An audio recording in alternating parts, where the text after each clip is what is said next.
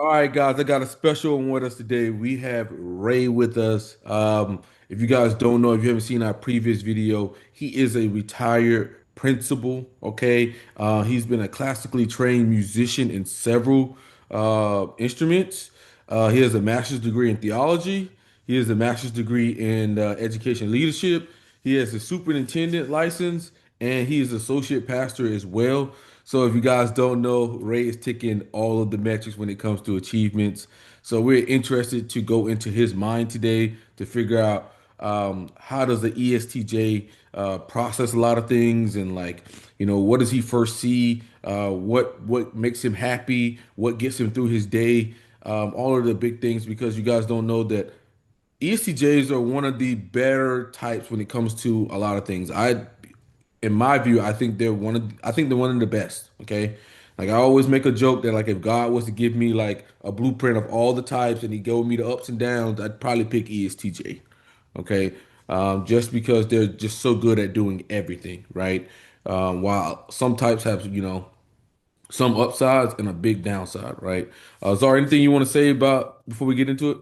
Not really. Yeah. Oh, I'm Okay. sorry. Okay. It's great. Let's just get into this. All right, Ray. Anything you want to say before we get into this? Yeah, just so one just for FYI, I wish I were retired. I am still actively a principal. So Okay, okay, okay. I can be retired, but I still have fire in the belly. It's been 35 years, so I'm still going strong. Okay, Want to keep it going. okay. So I want to ask you, like, what, when would you know that it's time for you to retire? 35 years, so it's a lot. Yeah, I think that one thing I would know that it's time for retirement is that I no longer have that drive, and I no longer have that creative space that I bring to the craft every day. Once I lose the drive and the creativity, and just lose the fire in my belly, then I know it's time to go. Okay. And if I can ask, where did you get this fire from?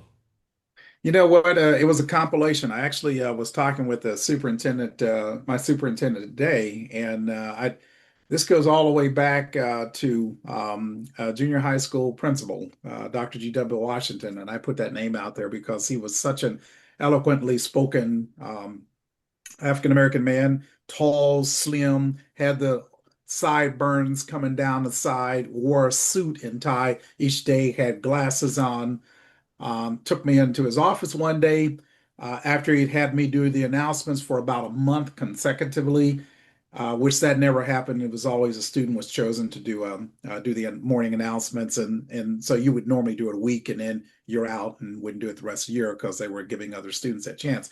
But after having done it a month, he said, young man, he said, I bring you in my office today. And he had a bowl of fruit on the table, and which is why I love fruit to this day because he gave me that gift of eating fruit and healthy. And he said, you want a banana or an orange or an apple? So I said, let me take the least of one to get into. So I grabbed the banana, and as I peeled it, he says, now one day, he says, you will be a principal. And now I mean, that was just from me coming down doing the morning announcements. He says, one day you will be a principal. He said, you will take my place, if not here, somewhere in the world as a principal. He spoke that into my life. And that's the power of speaking into one's life. And I have taken and carried that fire with me that I speak into students' lives, even when there's nothing on the horizon. There was nothing on the horizon inside of me, one of five children, a single parent home, no father figure really in my life. My father wasn't in my life, but a few figures through the community, etc. But he saw in me, and we go clear. We go clear back to even and I'm trying to call the name out, which is escaping me at this point, but I'll think of it. Alex Haley. Alex Haley, son when I heard him, he was in Ohio at one point, and we had an audience with him, and he says his father was working on a work for young people. You know, Alex Haley, the famous Roots that he introduced into America in the 70s, which was highly controversial. And you know, my age group, we would have been in early grade school. And when that broke loose, I mean, it set off a very high feeling throughout you know, not only the world, but throughout, especially in this country. His son said, my father was working on something to give to the youth. And he summarized and said, it simply means every child has a gift in them, and you speak to the gift. And if you speak to the gift long enough, they will become whatever that gift is on the inside of them. Mm, yeah. And I just want to ask, so how did you feel when he said that you would be a principal? Was that something you were looking for? Like, did you have your plans figured out what you wanted to be? Like, uh, did you like accept it immediately when he said you're going to be a principal, or were you just like, I don't know, maybe I'll be a doctor, maybe I'll be a surgeon, maybe I'll be, you know, a politician. Did you just immediately like, okay, I'm gonna be a principal? What Dr. Washington didn't know about me at the time is that my sisters and I, in some of our summertime out of school, we played school. We each had a classroom, and in there, you know, we would collect um, uh, outdated textbooks from our teachers, and we'd get a lot of the worksheets that were left over, and we would get old grade books and different kinds of things, and we would take it home and we would set it up, play school, and my sisters, they designated me as the principal Mhm. during those times, and so when he said that, I made a connection to it. I said, "Gosh, you know, I knew I wanted to be a teacher." But then when he said principal, I said, yes, I that's what I'm going to become. I was practicing for it early on before I ever got to him, and I never shared that with him because it was such a mysterious moment when he stated it. I sat in my seat. You know, you're in the principal's office. You're sitting at his conference table. I didn't Mhm. get sent to the office much, but just sitting in that, I'm like, you know, what do I say to that? How do I react to that? That was what was going across my head. Okay, you know, I was telling myself, well, say something. Say something. The only thing I could get two words out of my mouth was, thank you, Dr. Washington. And that's all I could say.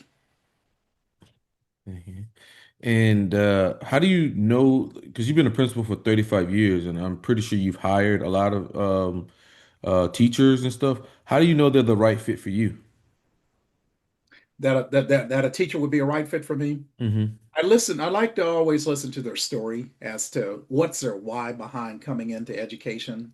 And I want to hear where that story intersects with the vision that I've laid for a particular school or for a particular program that we might look to hire an educator in. And so I'm listening for that. Want to hear your why. Want to hear what drives you. I want to hear what's your reaction on the tough days and difficult days, and how do you handle adversity and challenges, and when I sort of hear their narrative behind all of that, then you know, I hear the right things, that this is probably a great foundational kind of an educator that can enter into the vision that we've laid out in this particular school, that they can really connect with and help us move it forward.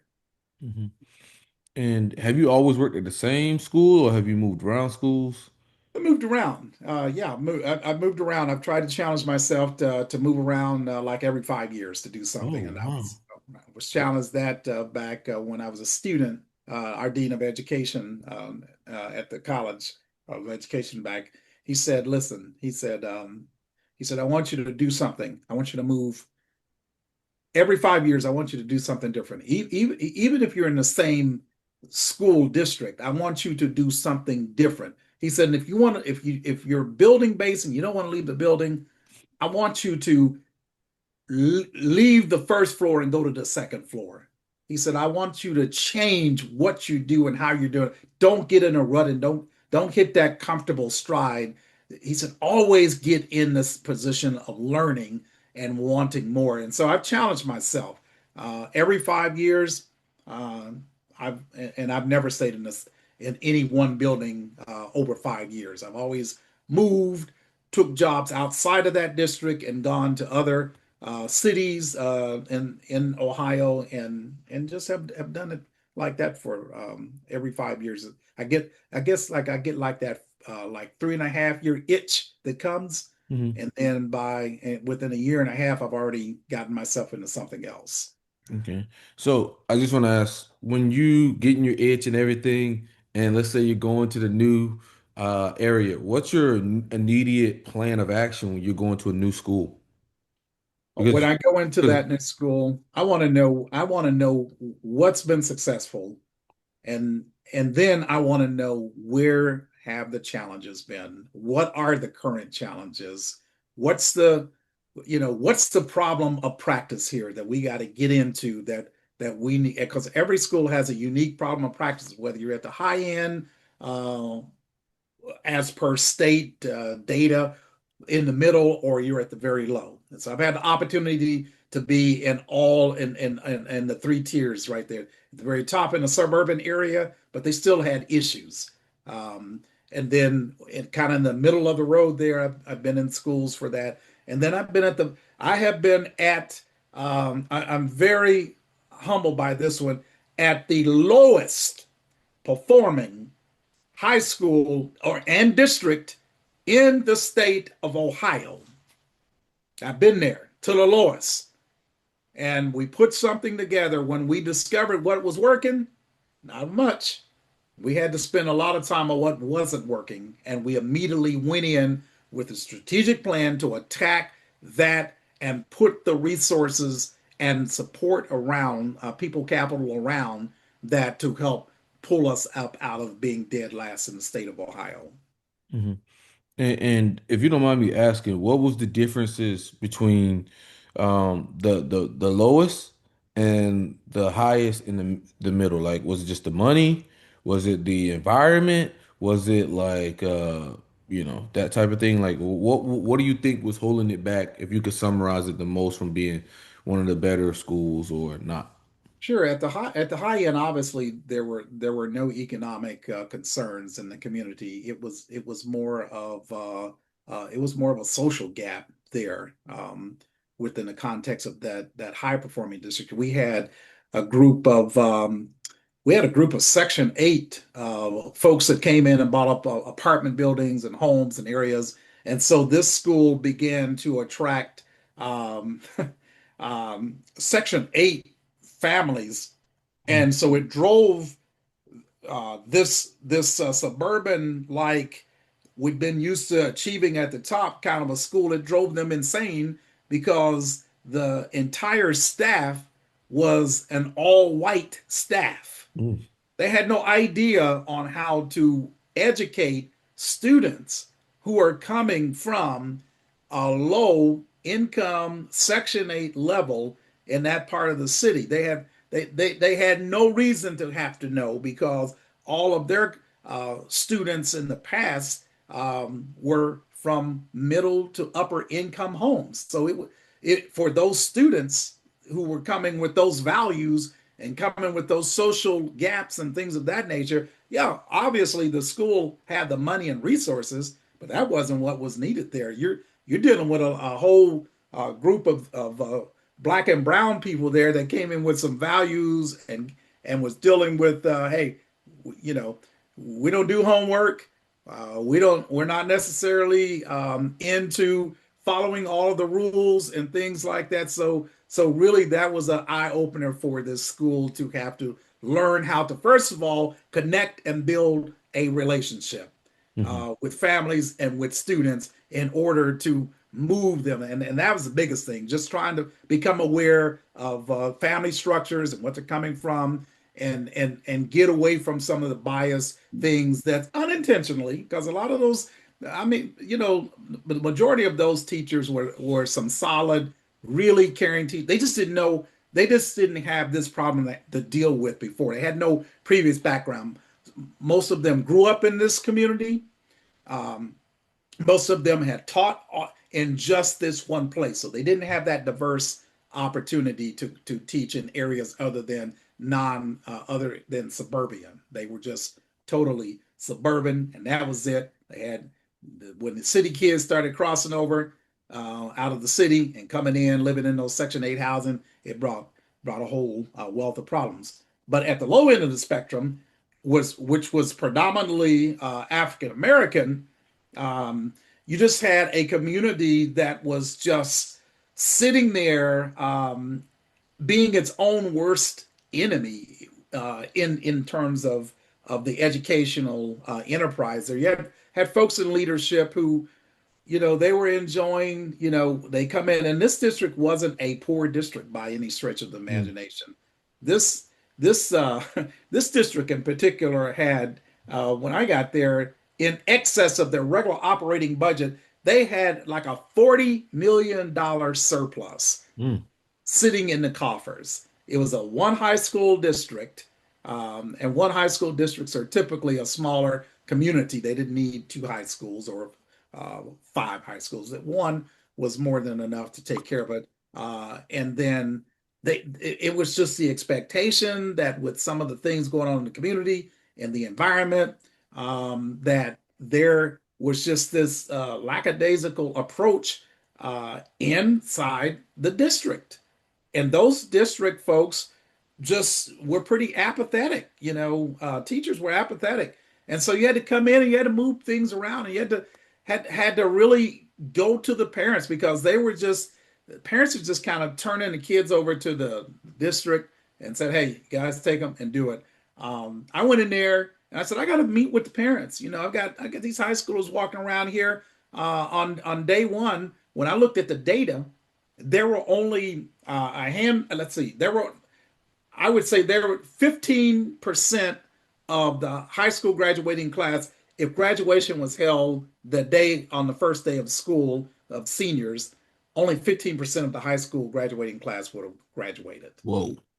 And I said, "Oh no, oh we've got to restructure this." So folks have just kind of been sitting around year after year, recognize, "Oh yeah, we got a problem. Yeah, but this and that," but they just didn't have leadership to say, "This is how we're going to attack it." We went in there and we strategically reallocated some people, human capital, put them in positions, put what those kids, instead of those kids, some of those kids didn't need to stay in school all day. They didn't need electives. They only needed the required stuff. I needed to give them the English, the math, the history, and the science to get them prepared to take the state test, get their graduating credits needed for graduation, and then all the other fluff things that sometimes we build in the high schools. Nope, they didn't need that whatsoever. You came in, you stayed in one room, and you got what you needed. I staffed that room with two or three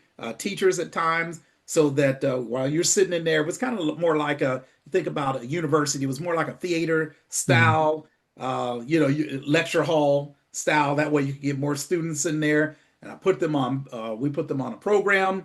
We had the content specialists, because kids basically struggle more in the math and in the English area, literacy, math area. So we had content specialists in there, and then a third person working with some of our special ed students that are on IEPs to make sure we had those area addressed. And so we just left them in there, and they just knocked stuff out and knocked stuff out. And what could have been a disaster, I'm proud to say that out of 200, and it was like 290 something students in that graduating class, seven students did not graduate Wow. that year. Seven did not Wow. graduate. Wow. Yeah. Wow. So from the high end to the low end, it had less to do with their economic status as students, and more as what we had to do to kind of restructure some things inside of schools to get people aware of who you're dealing with, and to connect. And I connected a lot with the latter school I just spoke of. I brought parents in.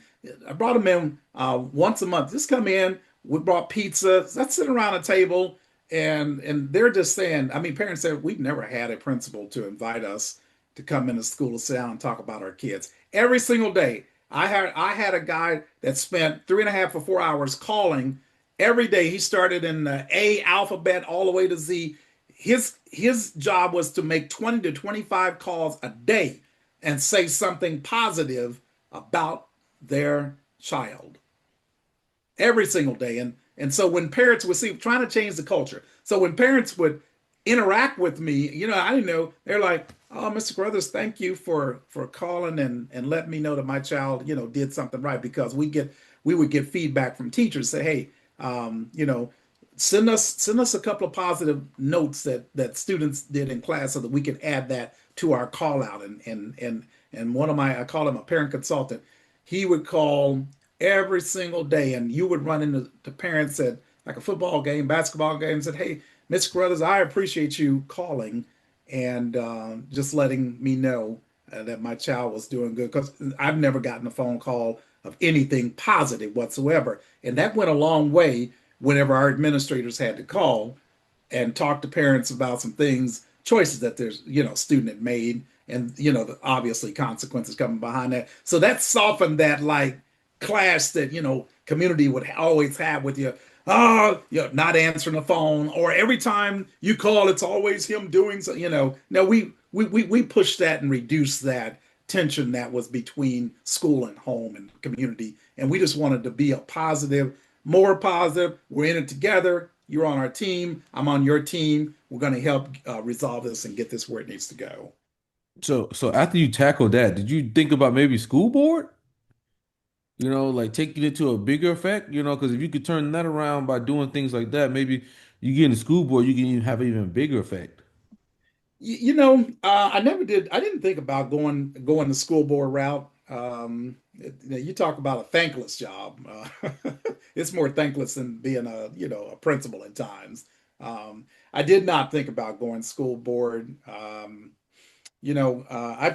thought, and I've done some things at this, and currently I'm doing some things at the state level. In because now I'm in career tech education. I'm in career tech.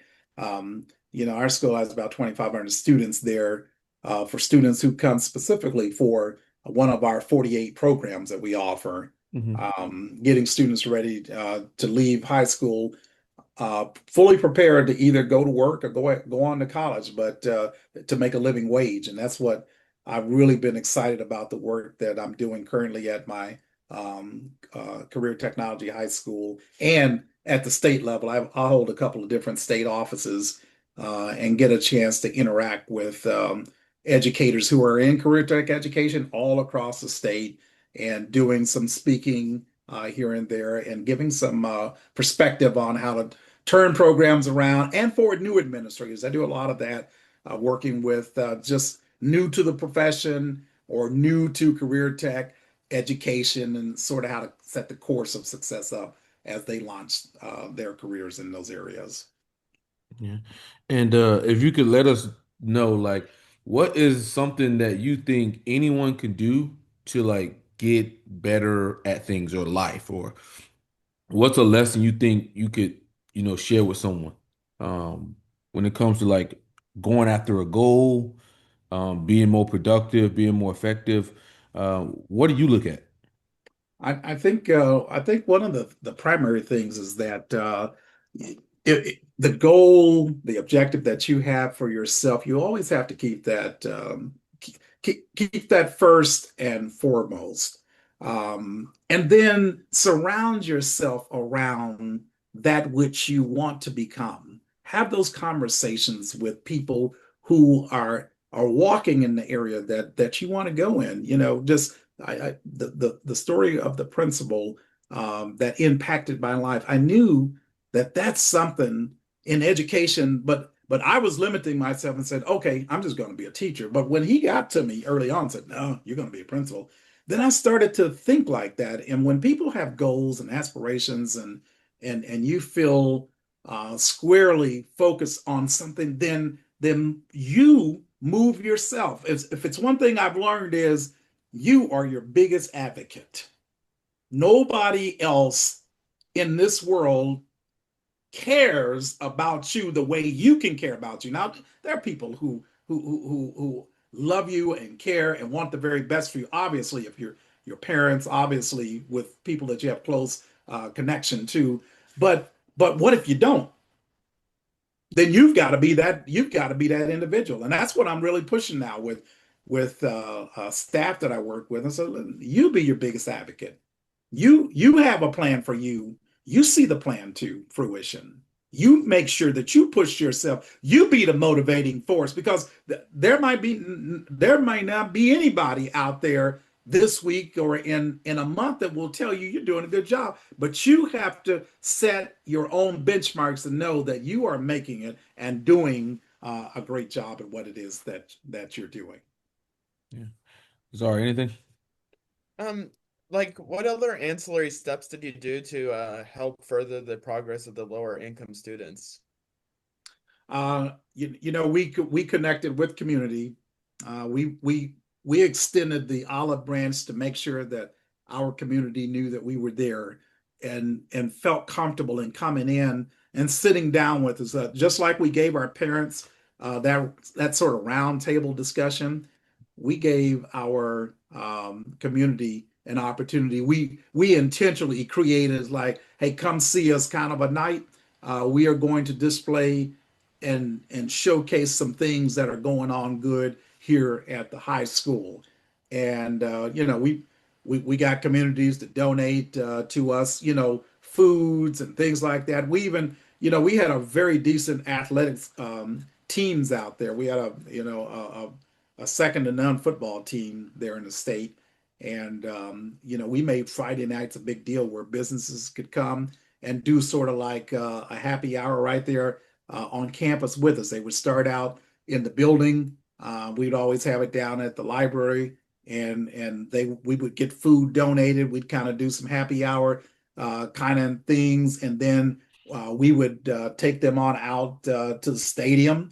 And we had folks sitting in up there in the box seats, and just we tried to make every week that we were at home games and more of an incentive to showcase and highlight businesses and give them a little bit of exposition out there along with our students. So that really caught on. I mean, we started packing the stadium out with just a lot of folks who were in support of what we're trying to say. Hey, we're at the bottom. We know we're at the bottom, but we can rise together. And with your help and with our knowledge base on how to get that done, we know we're going to come on up. And so folks bought into that. Okay. Yeah. So like especially I was more even thinking about like maybe even more problematic students like with behavioral issues or things like that. How did you also address those issues? Like, Yeah, so some of that personnel that we dealt with, we mhm. hired folks. We call them what was the name? We named them our student ambassador, kind of like student ambassadors. So they were in charge of spreading out all, and we had one, two, we had like four of them. We had them all in every wing of the building, and their job was expressly to hang out in those hallways, so that when staff was having a really challenging time with a student, they had to do was kind of open the door and look out there and kind of get their attention.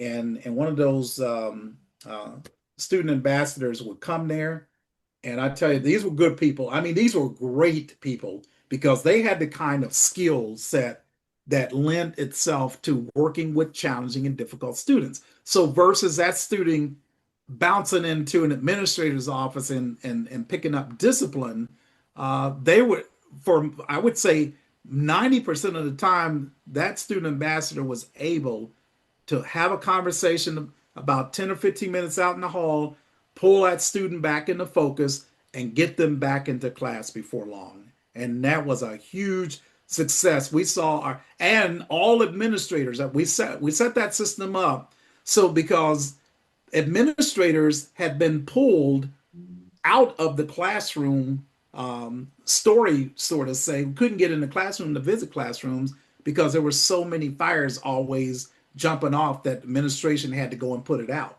Well, now we've freed our administrators to go into classrooms and to observe the instruction, to give quick, real-time feedback daily with quick 10 and 15-minute walkthroughs. And there was a form that we could just fill out right online. And before we left the class, that instructor had some comments about some things that we saw from an instructional, because we were trained to be instructional leaders. We didn't, these guys were just majoring primarily in a school like that. They were just majoring in discipline. It's like, no, it's both. Let's get the discipline under control. That's where we brought extra staff in and gave them the ability to do that. But I wanted those guys to focus squarely on instruction, because that's what was going to really turn it around. We got the discipline under control, focus on the instruction, and we can have meaningful conversation with our faculty. Okay. And for the you said you did the announcements for a month and everybody else was doing it for a week. So Yeah, how did you handle the announcement? How did like was there a different side of you that came out when you was announcing things? Like what do you think he saw in those announcements? I think he saw the ability that I could take a script and I could add to it. I could wing it, and I go back and I think that that's probably my church upbringing, that you got a lot of practice around the holidays of doing speeches. You had to do oratorical kinds of things in church and speaking before large crowds, and having to, when you got in front of the mic, you stopped all of the stuff squirming around, and you just kind of performed, and you made an impact because you're in front of everybody. So that carried on and transferred to when I went to school. I'm a little, 12, 13 year olds in the seventh grade. I would get a script, and I use it, and I used inflections in my voice. I made it to the point where people wanted to hear you speak. It wasn't just today's weather is sunny and 76 degrees with a high of this. No, I mean, I actually got today's weather is 76 degrees and sunny and it's expected to be. I really got into character when I was given the announcements, and I would read announcements for teachers would send down for like a drama club or something, and I would just spice it up. All of those who would like to participate in the upcoming show of the Lady and the Tramp, you should do, just going through it and giving that extra to it. After school tutoring will be held, and then I inserted something in there. And if you don't know how to do something, now is your time to come and be a part of learning how to do what it is that you don't know how to do. So we'll see you at tutoring in Mrs. Wilson's class. And I just got into it, and Oh. and it just wasn't a regular announcement like I would hear. Today, tutoring will be held in Miss Wilson's class, room 213 at 3:30. If you are interested or need additional help, you are asked to come. No, no, I couldn't do that. That because those announcements put me to sleep, quite honestly, when I would hear it. You wouldn't pay attention to it. And I'm like, man, I gotta get these kids, like, I gotta get their attention to hear what the school is telling us about. And was leadership just natural for you? You know what? I think I Or was got it a something lot you worked on? I got a lot of opportunity. I'd say yes. It developed because, again, I took leadership on in my church. I was like the president of the youth group, and I was a big. I ran a campaign to become president, because every year they elected officers in my church, and I knew that I wanted to be president of the youth group, and that was a big honor because you had a chance to run the meetings, and then you had a chance to kind of be in control of stuff in the youth group. I mean, you had a vice president, you had a secretary, you had like a treasurer, you had, like, I think we had a sergeant at arms and stuff like that. So you could run for as long as you got voted in, and it was my thing to run a nice campaign. And so the first year I won, I'm like, oh, okay, wow. There was like two or three other people running. So the votes were kind of even. I probably only won by like two or three votes. So I said, thinking about things that I'd learned in school, I said, you know what? We need to have a team of officers run together.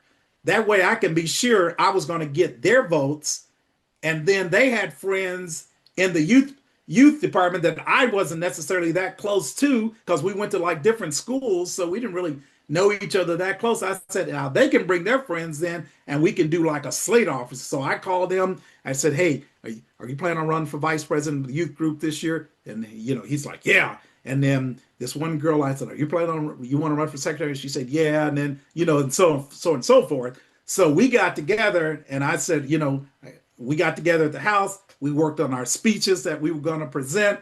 And then, inside of each speech, I made sure that they incorporated each other's name in there.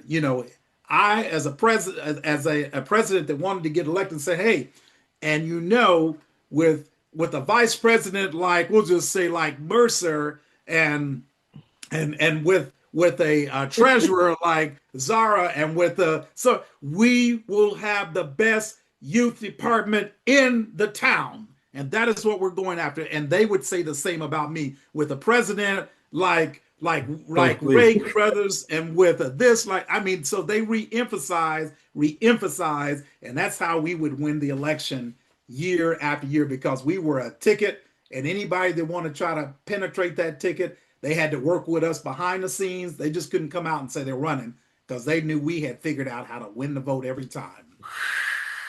That is ruthless. Yeah, That's a pure genius, stranglehold man. on a church.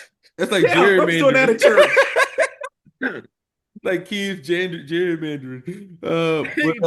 So are you thinking about running for politics, man? What's going on, Mr. Carruthers? Are you thinking about, going into the politics a little bit? I had that side to I think I had that side to me once upon a time. I actually Never too late. it's not too late. Not I too was late. thinking about it. I was really thinking about it when I was when I was an undergrad, I did run for president of the Student Government Association. And that was a rude awakening. I had never lost an election until I got to college. All the way through. I mean, I lost my first election at college. So that was a humbling experience, and I probably needed that. And I only lost that election by like 12 votes Hmm. uh, by the student body. So I worked in the residence hall as one of the associate manager, whatever they call an RA. But you had to come downstairs and watch the the the reception areas. That was part of your responsibility. So the gentleman that was in charge of that particular dorm, he said, listen, you had a bad first place. You lost it by 12 or 13 votes. He said, so that's pretty good. He said you could have easily have been the president. If you would have probably had about 14 or 15 more votes, you would have been in. So, I mean, I didn't take it too hard, but that was the first election I ever lost. And I thought that I would segue from doing that on a campus to doing it and going back home and run for mayor of my hometown. My choral director got to me and she says, "Oh, no, no, no, no." She said, "Make a promise to me. Don't go back home." She says, "I want you to leave. I want you to spread out. I want you to go abroad." She said, "It's too comfortable. Everybody knows you." She said, "You will not grow and develop into the individual that you are to become just going back to a place where everybody knows you, respects you." She said, "Go and start and reset your life and start over." She said, "You've done it before and you can do it again." And so I took that opportunity to leave the state and start all over. And I thought about politics here and there, but I think I put it way, way, way, way on the back burner with what I've been able to do in education and with what I've been able to do, in ministry and things of that nature. I just kind of want to stay clear-headed and clear-minded and not put myself in a position where I start to become maybe a little bit of what I don't would not enjoy. And I think that's what a lot of our politicians have to get into. You have to become something that you really are not in order to convince the majority that you're the guy for that position. Yeah, yeah. I can understand that you don't want to sacrifice who you really are Yes, for the job. Yeah. exactly. I was just thinking about the impact, man. I mean, it seems as though, man, you got all the skills and the leadership to take it to the next level, and I think it would very impact a lot of other people. Like a lot of times when I go for leadership, I don't think about it for myself. I think about it if I'm in a position, then me, my team, my friends, we're doing what we want to do, and we're in control of it. I don't think about like, you know, it's just about me. It's always been it's about us. But Yes. um, and I just always have this feeling of always like needing to be at the top spot because with the top spot I can spread the vision out. Like, okay, I see everything before everybody else sees it. Okay, we need to tackle that. We need to tackle that. And I just think that's the primary role for me, and it makes me feel good. Hmm. But I want to tackle who is Mr. Caruthers with his hobbies. What are you doing with your hobbies outside of being the principal? We do have that you are classically trained as a musician. Are you taking a bands? What type of things? You know what? I would really like to be in a like a combo of some sort. And I'm more on the classical side. I would really like to go and spend some time like in the theater part to so I'm trained vocally, um, vocal. And I would like to be a part of outside kind of like plays, on the stage, like a community choir.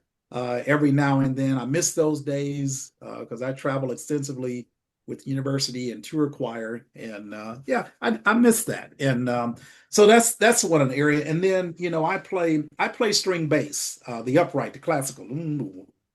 You know, Mm. I really love that instrument and I want to get back to that instrument to eventually get in back like into like a community orchestra.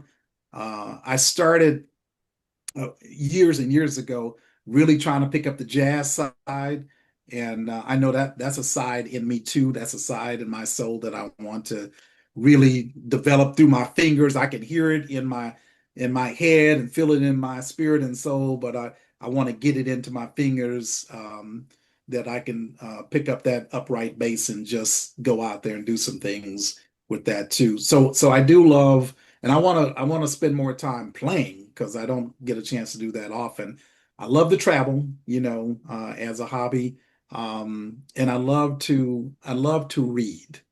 I just enjoy reading. To me, having a good book or books, I'm notorious for starting like five or six or maybe seven books at the same time. Wow.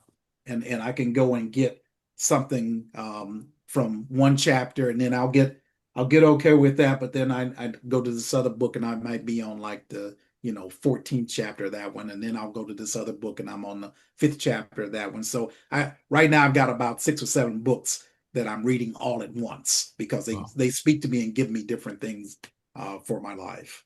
Yeah, Same I'm here. like I'm like a one at a time. Like I'm focused on one book and I finish it, then one book, then I finish it, then one book. And some books I reread over and over Yes, because I want complete mastery of the book and the information. I feel like the information is so good in the book that I just want to be able to become one with the information.